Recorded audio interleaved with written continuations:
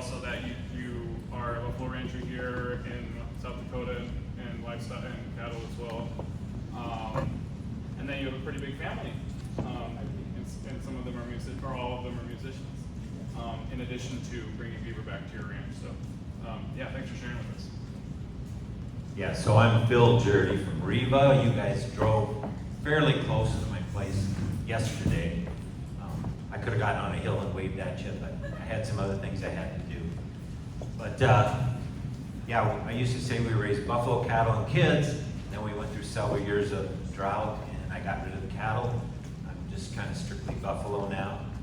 And I only have 3 kids left at home out of 10, so I'm downsizing, I guess, right? But I had an opportunity to, so with the buffalo, they want to do everything as a group. They want to breed as a group, they want calve as a group, they want to drink as a group, they want to eat as a group. And I've been practicing this holistic management for 25 years now. And what you find is that when you grow more grass and you cover your ground, you don't get to run them. So my great idea of having a dam in every pasture turned into having an empty dam in every pasture. So watering the buffalo when it was 100 degrees got to be very problematic, especially when a well goes down or whatever it is you're trying to do. So I had the opportunity to lease this 8,000 acre piece of ground that was next to me that had 12 miles of creek in it, about 2 miles of Gap Creek. Gap Creek ran into this Rabbit Creek, and I had about 10 miles of Rabbit Creek in it. And what I'm going to describe to you, because I didn't take any pictures because I didn't know what was going to happen, but I could drive my quad across about anywhere the cattle would cross. I could drive my quad across it. I could step across it most places, right? Unless it was a spring flood time. So, anyways, I used the tool of buffalo to make my impact. I don't like to run multiple herds. I like to get them all in one herd, because then I can be, somebody talked about rest. So if I can get them all in one herd, then I can have them in one pasture, so by definition everything else is getting rest. Not that it's getting recovery. You know, I can send grandma to the rest home, it doesn't mean she's recovered, right? So the first thing we did, the fences in a lot of places were on the ground. So it was one big 365-day pasture to the last guy.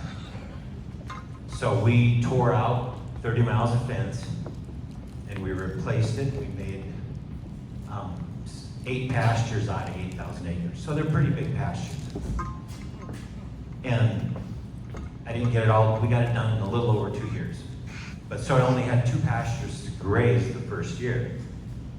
So everything else went into recovery, right? And so did the stream. So when you had cattle, you know, spread out across that whole property, you had dirty water all the time, right? As soon as we went to a scheduled, managed grazing, our water cleaned up. And the first thing that showed up was beavers on this concrete crossing.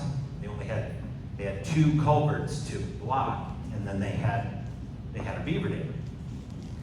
And then, so as soon as they blocked that up, then water ran over the concrete. And that really made my land agent in the state upset, because here they were blocking his culverts. So, and he's a great guy. But anyway, anytime he'd show up, he'd break all the beaver dams that were blocking the culverts. And before he would get back to pier, the beavers would have to put back together. And I saw that he did that, gave it up after about 2 years. And then the interesting thing is, so then they're working on dams upstream, and they're also working on the next slide I'll show you, is the very next one downstream. It's like 1/8 of a mile to the right of the picture here. When they got that dammed up to where they were satisfied, they went back and took the blockage out of those 2 culverts. I don't know if there's a Beaver board of directors or like a head Beaver engineer or whatever. But anyway, it's time to take that out. So right now, there's barely any water moving through them. It's the same height. Everybody see that?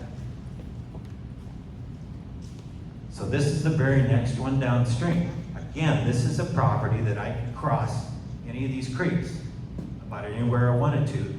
That was 10 years ago. 2014, I got this lease. And they build it up and they slow that water down. That was a wonderful slide Leah had, wherever she is. But I think I'm pushing stage 3 into stage 4 here pretty soon. Because they're raising that water table up. You know, and they're not very far from this floodplain anymore. And I think they're gonna, you know, they work all the time as long as it's not freezing here. You know, they work straight through Labor Day last week. But the cool thing is about here, you know, this part right here is busy getting grassed over. They pack it with clay, you know, and then the stream grasses, the grasses that like wet roots, and send the roots down extremely deep, by the way, to hold that together. The Beavers have built a diversion right there. You see that? It's just like when we build a dam, right? We divert the water first, and then we build the structure, and then we block the diversion. And I think they're just about ready to block their diversion, which is pretty cool.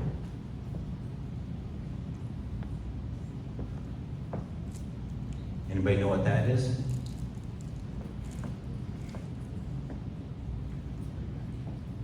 It's a cattle dipper. That's what they used to run the cattle through. So that would have been used like in the late 1800s through at least the early 1900s. But they would divert water or carry water over to that bottomless pit, and then they would run the cattle through it to dip them to kill ticks or lice or whatever they were trying to kill. But there's no bottom to these things, right? So, you know, where does that chemical end up? So, you know, this hadn't been beaver habitat for a long time, and for a lot of good reasons, right? Like closer to 200 years of not being very good beaver habitat. This is another example of this beaver habitat, what they've created. I guess the thing I'd point out about this is that, you know, all this water would have already been in the Gulf of Mexico. And the sediment that it was carrying, right?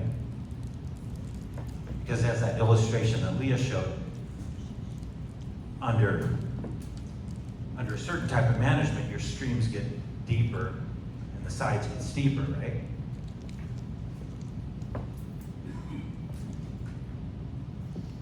Here's another one that they've been working on. They're working on all of these at the same time. Literally, they're dammed up on Rabbit Creek for 10 miles now.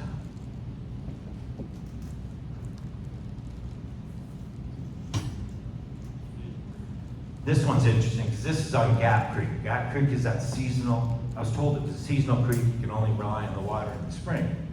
Well, nobody told the freaking Beavers that it was seasonal. So they backed this thing up. And I told you, I got 2 miles of Gap Creek. I'm to within 1/10 of a mile with water. And then I'll be backed up on the neighbor, which would be pretty cool.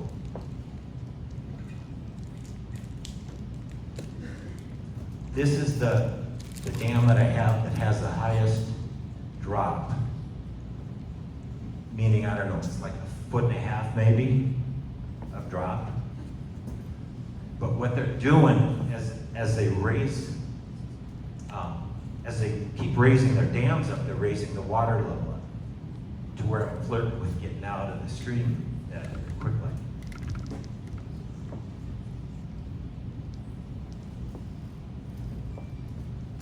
You can just see they've been actively working right in there. they're patient, right? They want this to get completely vegetated over. How am I doing on time? Okay, copy that.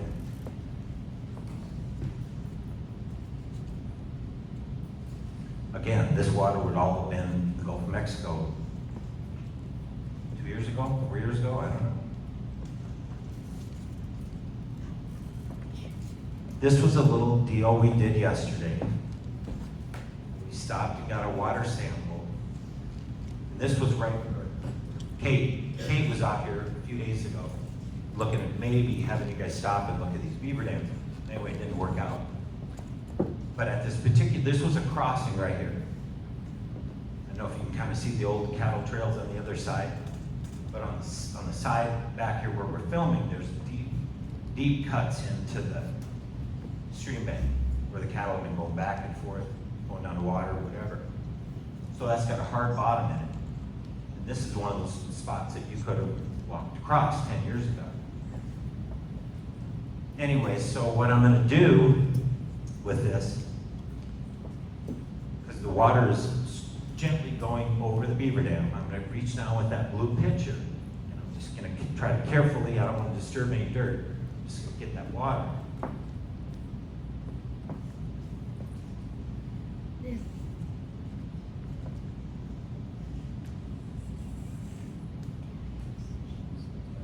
And remarkable, I put on my overboots, but that ground is as hard as like a concrete. It's wet, but it's hard. My boots sink in maybe an inch of water, right? So they're really good at building a hard dam, and somehow they compacted it too, I don't know.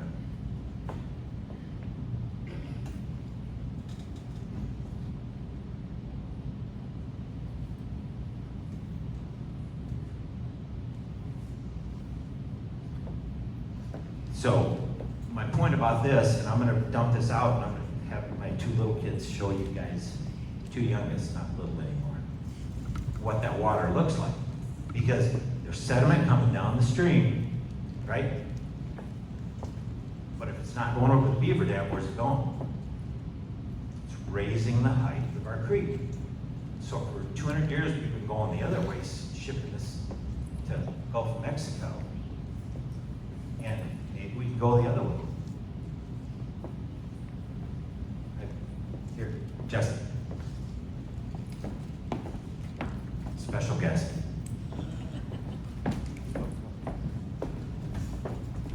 I have a few things to say about the beavers.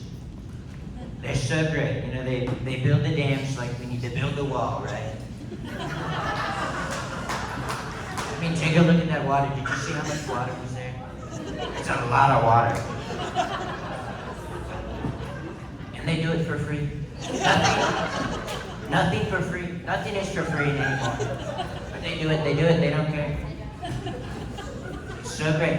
A lot of ranchers say, wow, the beavers, they're bad.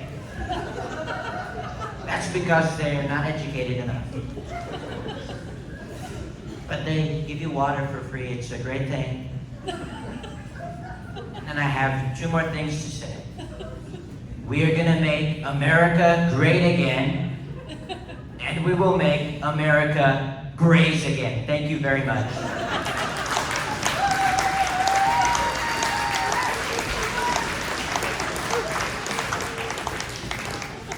So just a couple, three things to mention about that last little video is that, did you notice the fall was only about 3 inches from the dam to the dam that's backing up the water right below this dam, right? So they're raising all of them at the same time. You know, and I can do this on 10 miles of Rabbit Creek and 2 miles of Gap Creek, right? But you go downstream and it's farming, right? Both sides of the creek. Can we get a picture?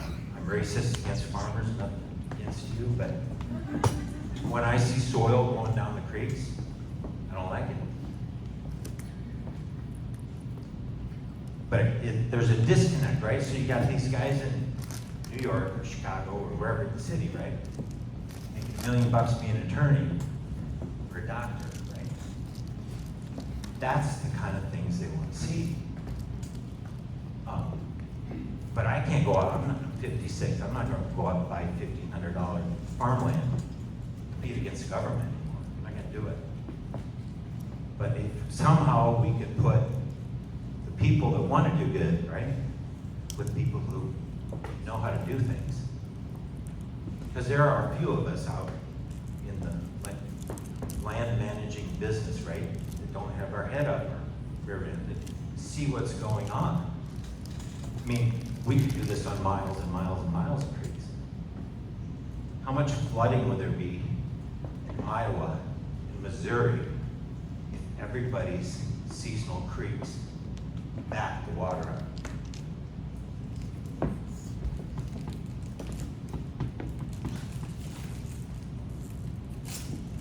And I should point out, nobody paid me